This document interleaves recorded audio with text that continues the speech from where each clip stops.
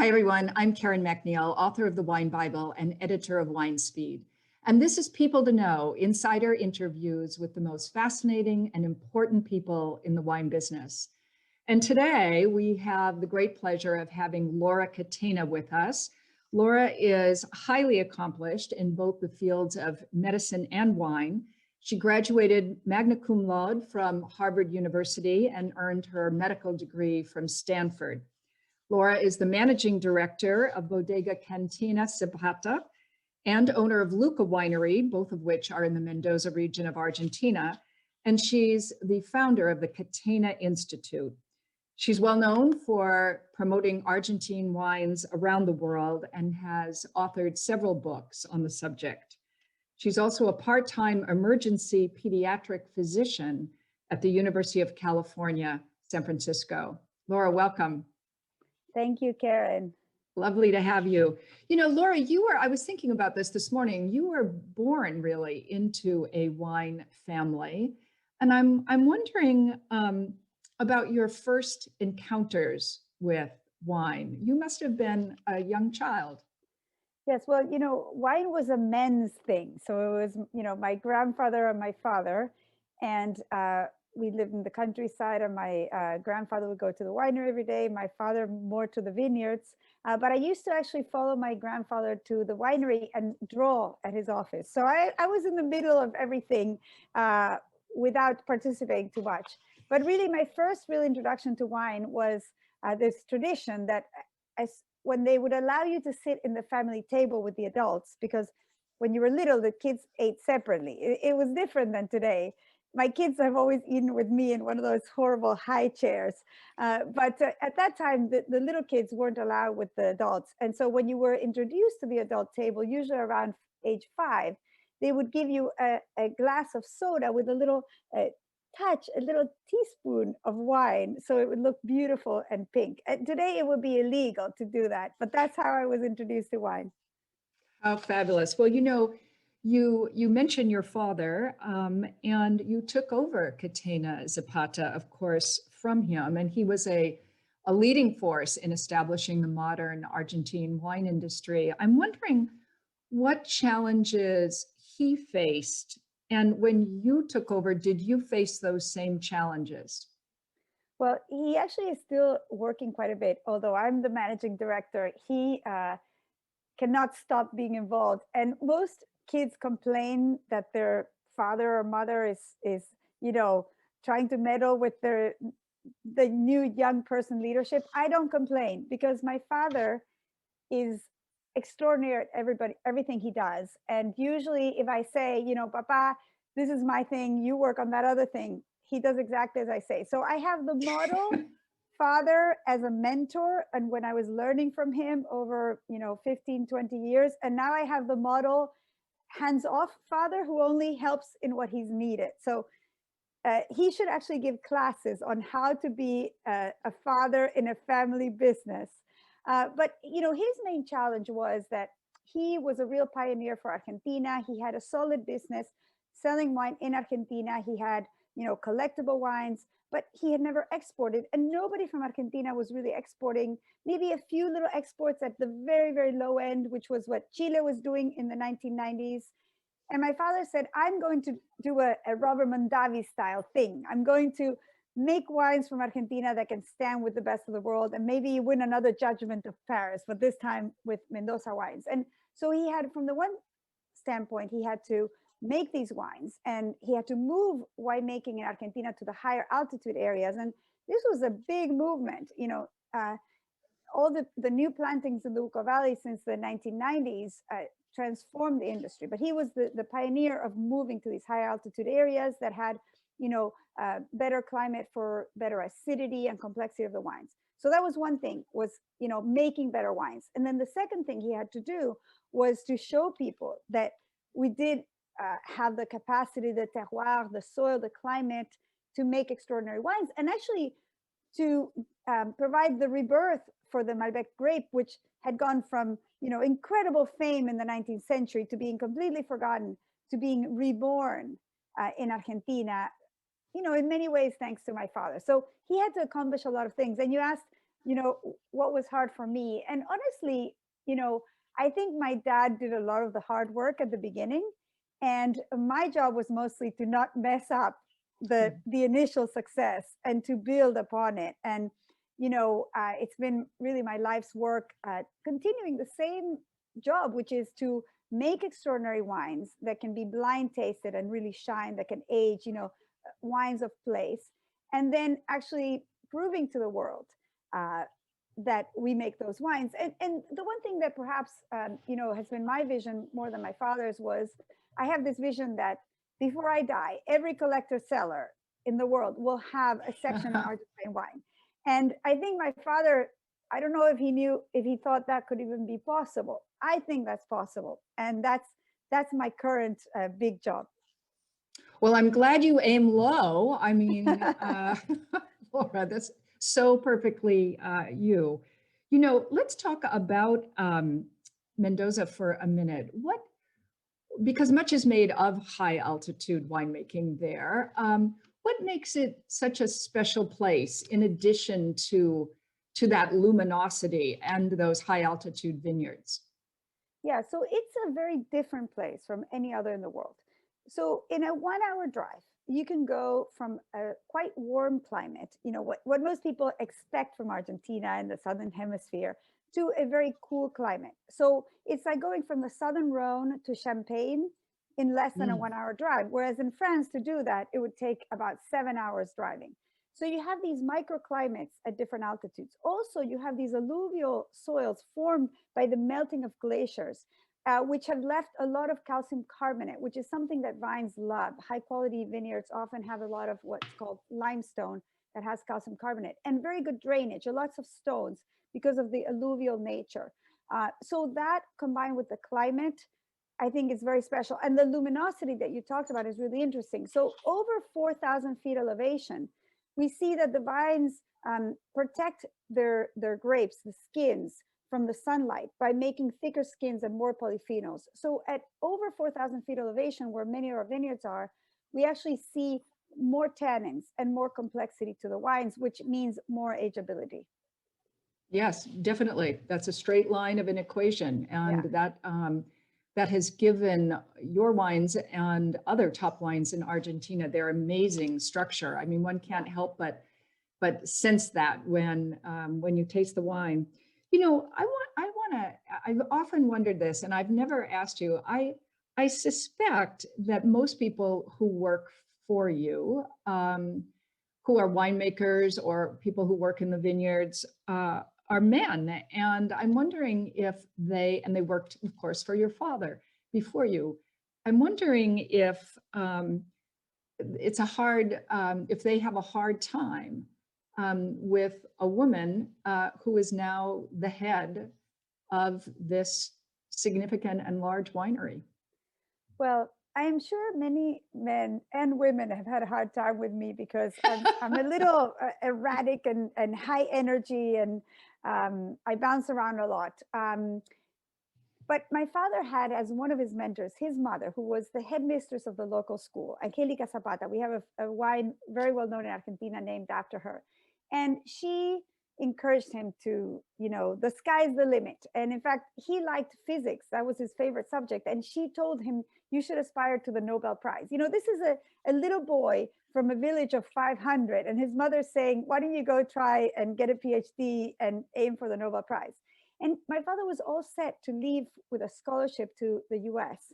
When his mother unfortunately died, he was only 18 years old. He was literally about to leave Argentina on this journey to become a scientist. And he stayed. And then I think he sort of earned the Nobel Prize for wine by doing this transformation. So in a way, it's so sad what happened to him, but it changed his life and really the future of Argentina. So my father was already used to having a strong woman in his life.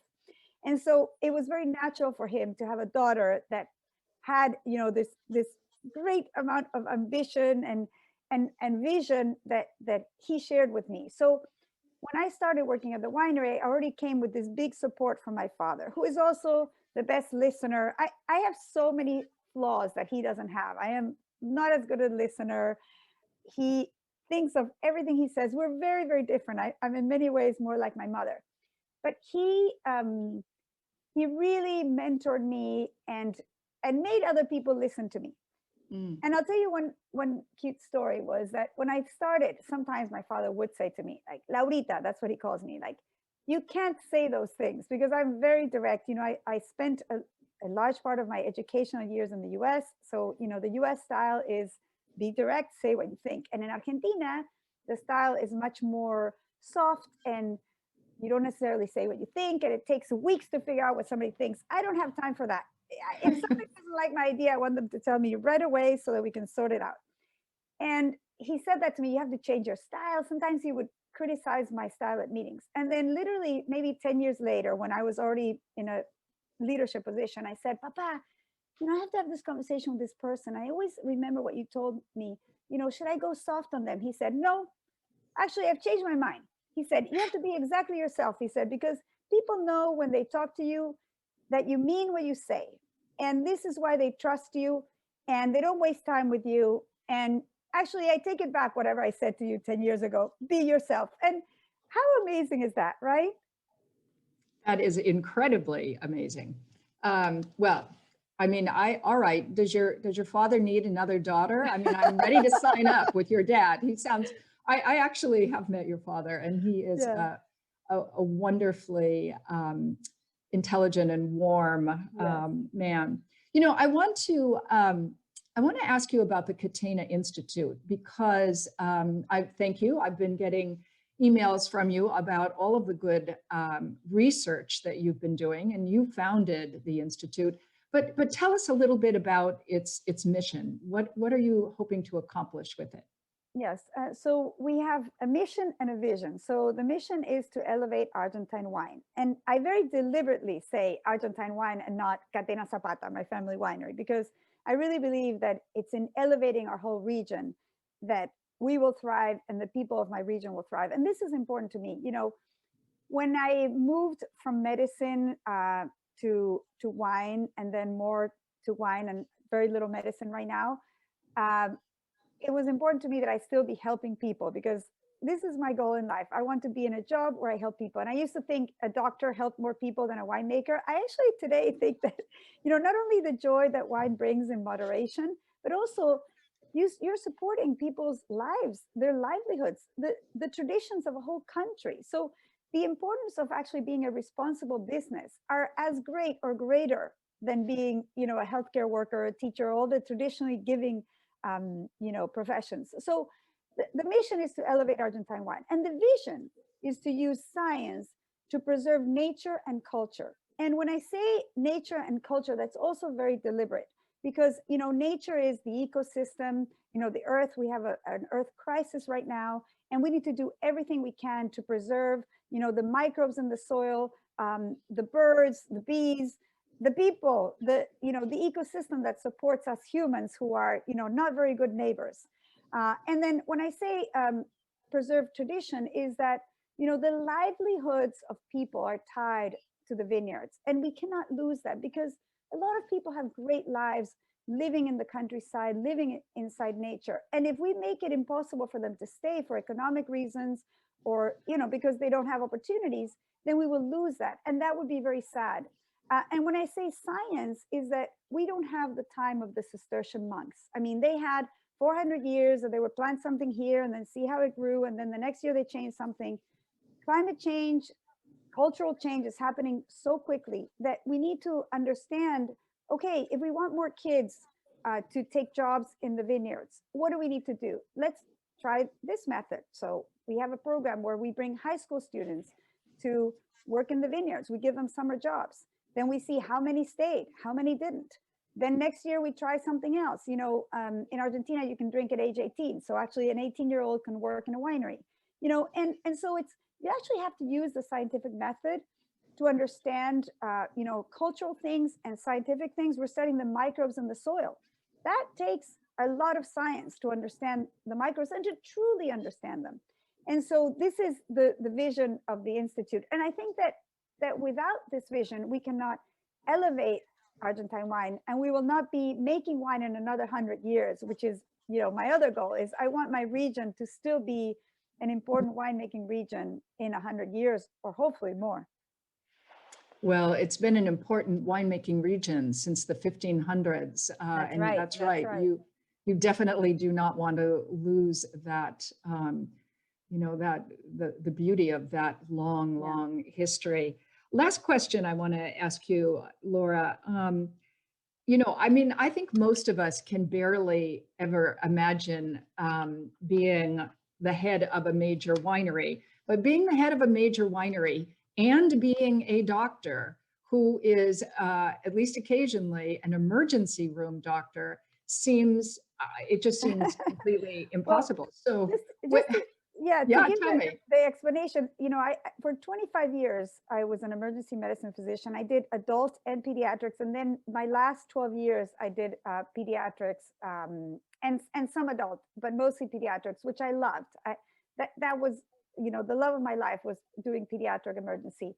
And I worked until 2019, and I actually had resigned because my father turned 81. And I said, okay, Dad, I'm done doing the double thing. I'm now going to do winery. And then there was COVID when the hospitals emptied. So I asked them, do you want me back? And they said, well, we actually don't need any doctors for now, because San Francisco was quite different than New York and even Argentina. But, you know, my practice has been in San Francisco. But then actually, the last couple of months, I've been vaccinating, and I've been going actually with the Department of Public Health to the streets in San Francisco and vaccinating people, and that's been great. And I'm planning to work at a homeless clinic that they're waiting for me in September. So this is my involvement in medicine, which is now very part-time. But how about both? Why do I even do both? And part of it is that, you know, I think that the human of the future, they say that most people will have three very different jobs, that you will not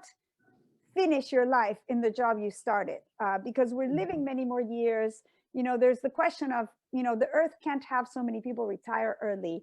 And you have all that skill set that if people could do other things, maybe part-time things, they would stay in the workforce longer, which is what the earth needs, you know, what the young people need. So, you know, my vision has always been that, you know, this medicine that feeds my soul, and that's, you know, just something that I love to do and where I make a contribution, could be compatible with making wine. And I'm not saying it's been easy, but what I've learned in medicine helped me so much in managing people, working in teams, founding the Catena Institute. If the Catena Institute would be hard to found by either an economist like my father, who, you know, he understands science, but not at the level I do, because this is what I've been doing, you know, for so many years. And even a winemaker has a hard time looking outside of viticulture and winemaking, because, you know, you kind of tend to grow in your own world. So actually, I would learn as a doctor of all the advances happening in medicine, that I could then bring some of those concepts. Like, we are now dealing with vineyard viruses. And I tell you, for most viticulturists and winemakers, it's very hard to understand viruses. For me, a virus is my everyday bread. I know exactly how to think of a virus and how to treat a virus in a person. And so the thing that I would like to wrap up the answer to your question is that I think that anytime you do something different from what your job is, it helps you in your core job. And I actually also think that the wine helped me in my doctor job, because, you know, as a winery that sells wine, I always saw myself as a customer service person. And a lot of doctors don't realize that they're in customer service. They think they're, you know, they're the boss, whereas the boss is the patient. And it actually helped me a lot in my teaching. I taught residents for many, many years.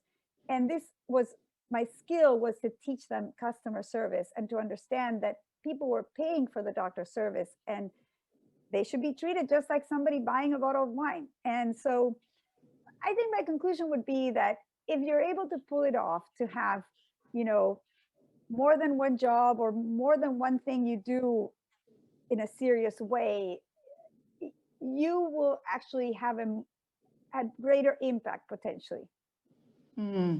So beautifully said. I feel better about balancing too many plates on too few poles already. Okay, good.